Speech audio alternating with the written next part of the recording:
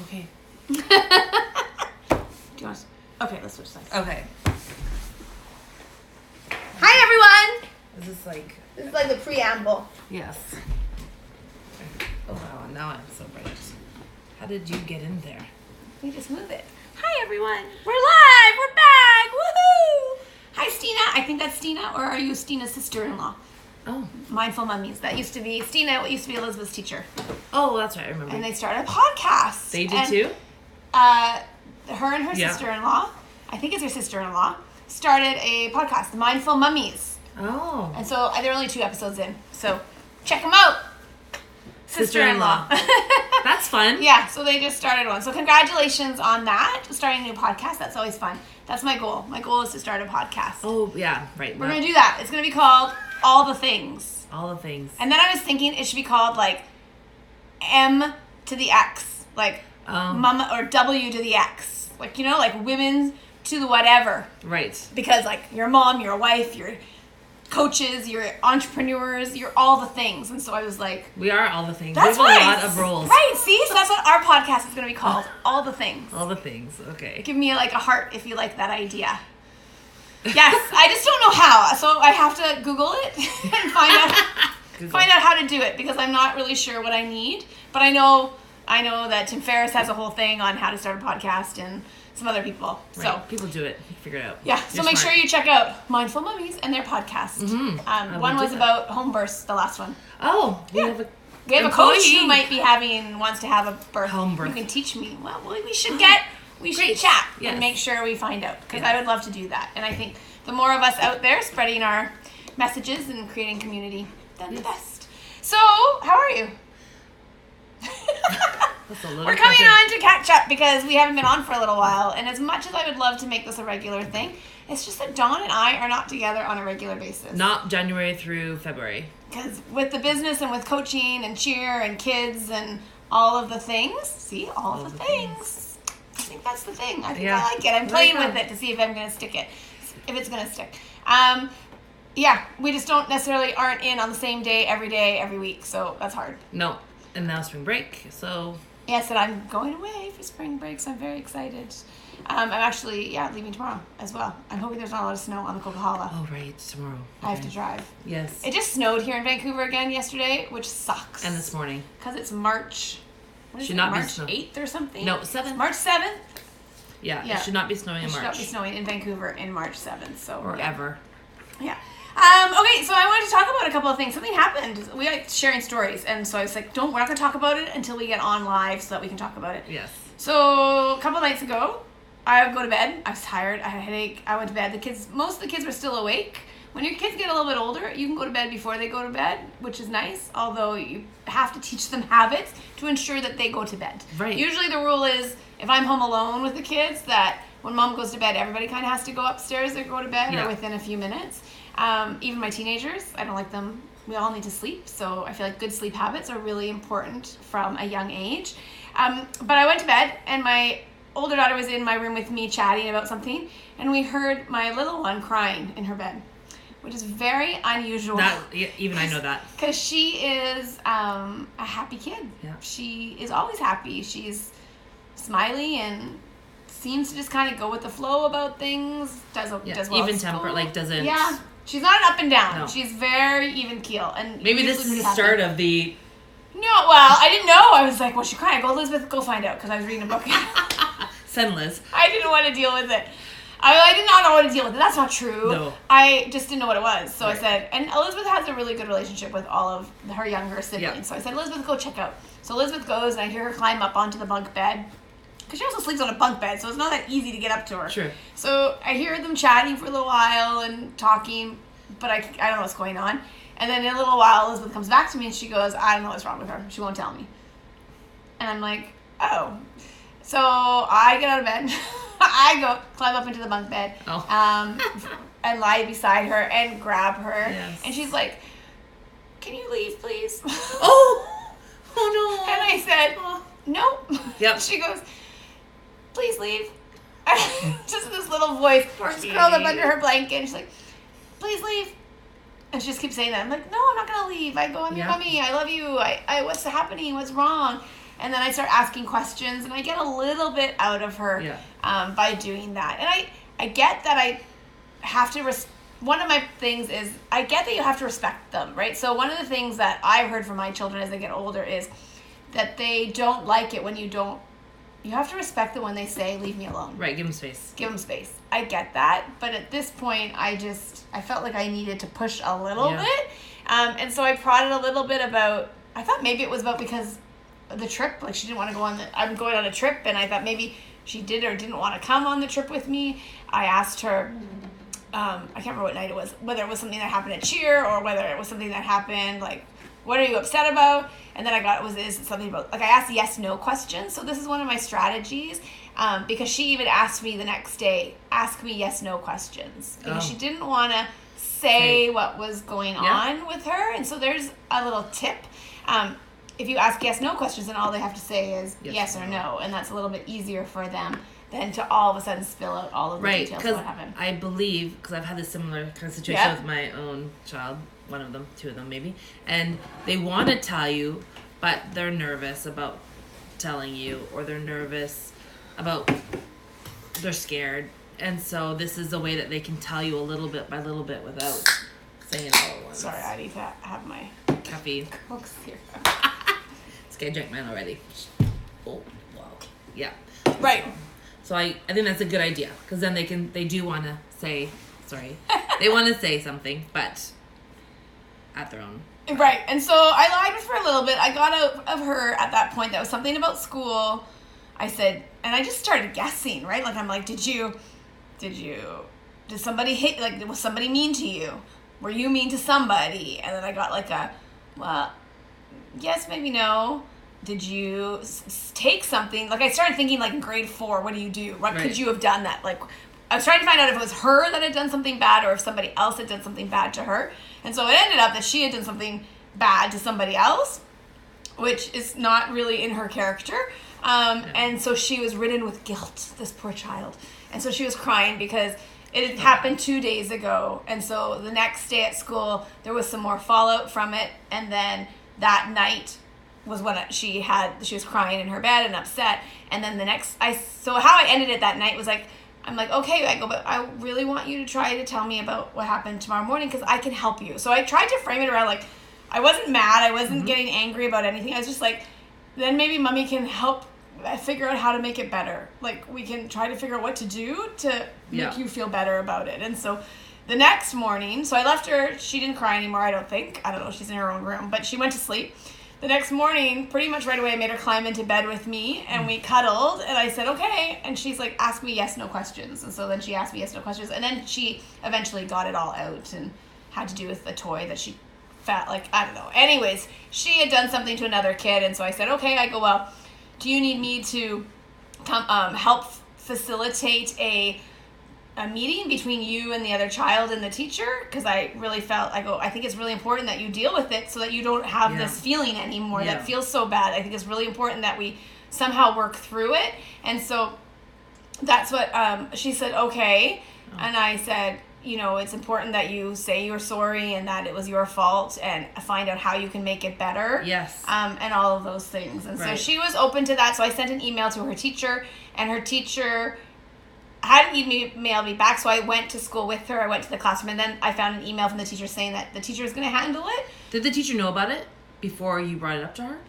Well, because the boy complained that things had gone missing in the class. So the teacher then said everybody has to be out at recess. And so I think Katie started feeling really guilty because what she had done had now affected everybody. And I said, well, we need to fix this because it's not fair that other people are suffering because of what you did wrong. Right. And so she agreed. She got it all, and she figured it out. Like, we went. And so by that point, I think we had talked it through enough. I'd given her some language on how she can phrase it. Like, literally all you need to do is you need to say sorry. It's not about how it happened or anything like that. You just have to take responsibility. It was your fault. You did something wrong. And she knows. She goes, I don't know why I did it. I just did it. And so we kind of and she realizes, so that all happened. She talked to the kid, the other boy, and the teacher was there. And she said, when she came home from school, she said, everything seems to be better now.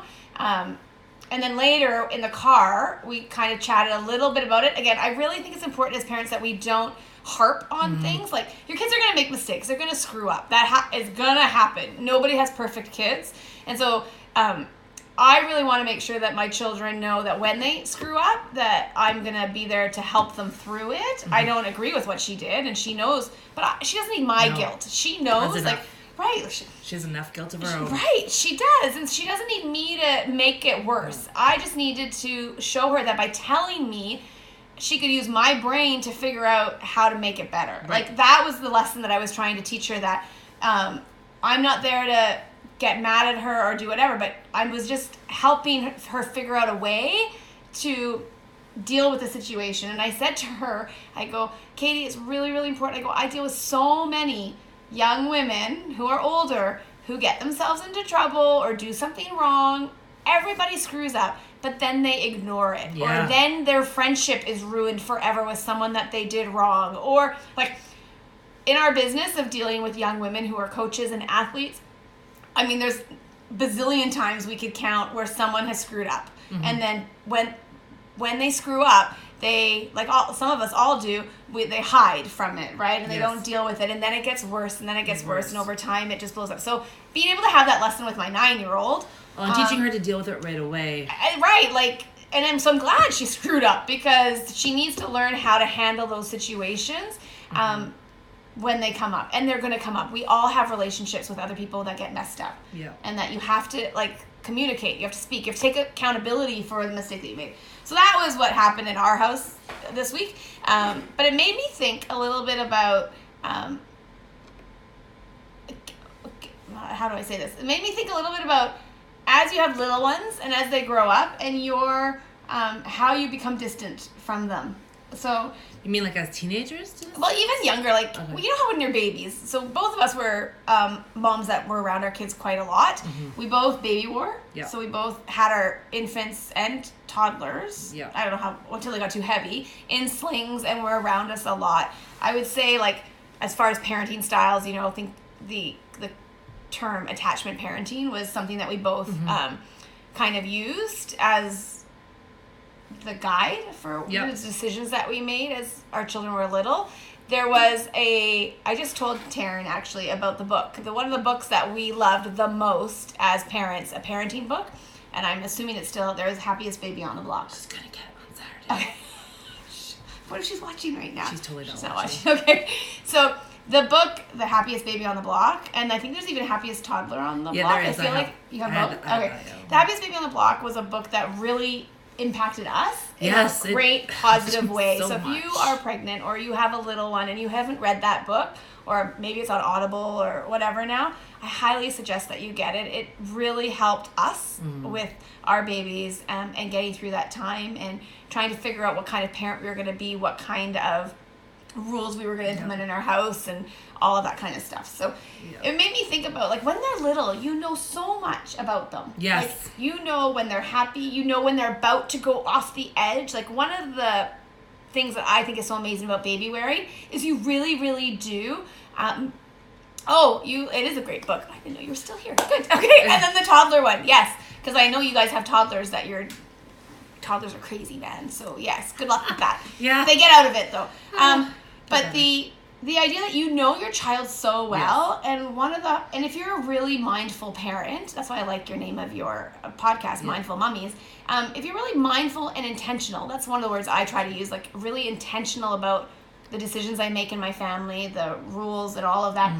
You know everything about them when they're little. And what's really hard is, like, when they start doing things without you, like when they actually know how to go to the bathroom, and you no longer are part of that. Like, you don't know if they've pooped or not, or if they're constipated or what. Like, when they're babies, you know so much, you know the whole story, and you can parent them in a way that you know is meeting their needs. But as soon as they start getting older, you start to lose control. Control. And I'm a bit of a control freak. But you start to lose that. And then, like, you don't know, and this is a whole thing that happened with Katie. If you're just tuning in now, you'll have to go back to listen to my story about Katie, is you don't know what they're doing when they're off at school all day. Like, we know so little about our children's other life when they're not with us. And I was just thinking about, like, the whole thing around anxiety and around depression and teenagers, and not even teenagers, but like preteens and tweens and once they're in school, like, you just don't know. And so how important that line of communication is with your kids, and how can you find that? And I was thinking, like, I have freaking 4 kids. It's a freaking lot of kids. And I was just thinking about, like, how they can get lost in that. Like, if you're a parent of 2 or more children, like with one, all your attention is on that one. But if you have more, that's really, really hard, right? Like, I don't know. I was just thinking about all 4 of them off doing different things. And well, I really feel like my middle child, Tommy, he definitely gets the brunt end of things. Because I have a 6-year-old who's in grade 1, and he still gets a lot of attention because he demands it. He is attention seeker. And then there's Riley, my daughter, who's in grade 7, who has battled anxiety since she was 9, and she has help for that and has gotten better. But then she demanded my time because of all that, because your situation with Katie has happened to her so many times, not her doing things to other people, but thinking that things have been done to her, and her anxiety and crying. She spent a whole summer crying every single day. So like, I've spent so much. And then there's Thomas, like he is like the theoretical middle child. Like, I feel, so I spend every night, well, with all 3, but I make sure I talk to him, and I give extra effort to him because he doesn't demand it from me. Right. And so the other thing to think about, which I would say to parents, is that, which I get, there's so much that we have to do in our day.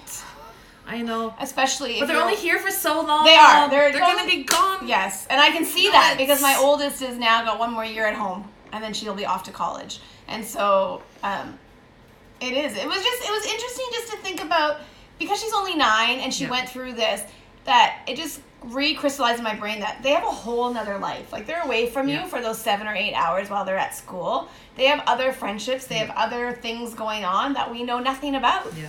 And how can we stay connected to that? Yeah.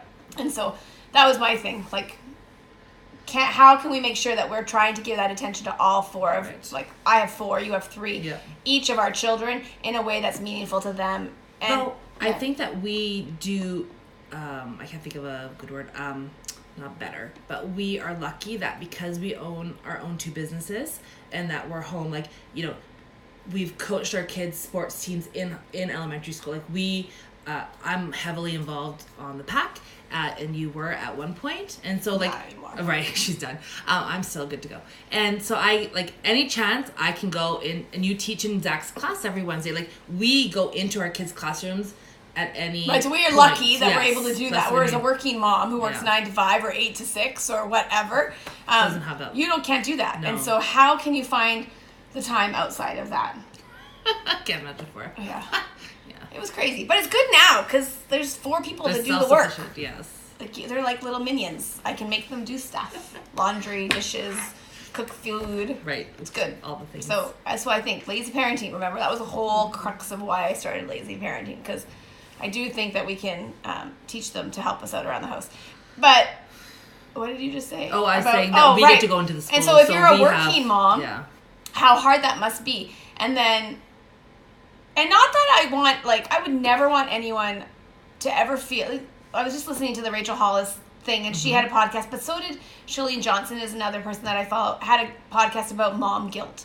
And I was like, and just the craziness of it, right? Because dads don't have dad guilt. Like, it's just not a thing, right? And that's not my intention at all. Like, I don't want anyone ever to feel guilty about the choices that they make when they're parenting, because everybody has their own things, and your kids will be fine. Like, ultimately, your kids will be fine, as long as I think that there is some intentionality around those relationships and finding the time. So for us, a lot of it happens in the car, and I do, like, because we're so busy and I'm driving kids around to sports, it really is about using that time to ask questions and engage in conversations.